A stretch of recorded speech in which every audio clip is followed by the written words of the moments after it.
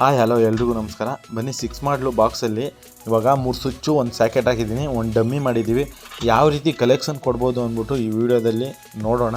ವಿಡಿಯೋನ ಕೊನೆ ತನಕ ನೋಡಿ, ಲೈಕ್ ಮಾಡಿ, ಸಬ್ಸ್ಕ್ರೈಬ್ ಮಾಡ್ಕೊಳ್ಳಿ.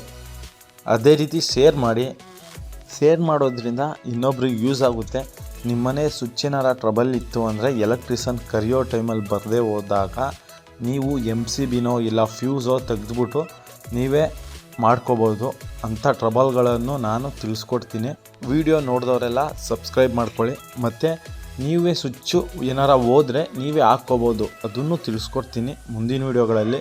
ನೋಡಿ, ಆ ವೈರ್ನ ನಾನು ಸ್ಲೀವ್ ಓಪನ್ ಮಾಡ್ಕೊಂಡಿದ್ದೀನಿ. ಮತ್ತು ಆ ಸೆಂಟ್ರಲ್ಲಿ ಸ್ಲೀವ್ ಇರಬೇಕಲ್ವ, ಅದು ಡಮ್ಮಿ ಕ್ಯಾಪ್ ಹಾಕಿರೋ ತಾವು ಸ್ಲೀವ್ ಇರಬೇಕು.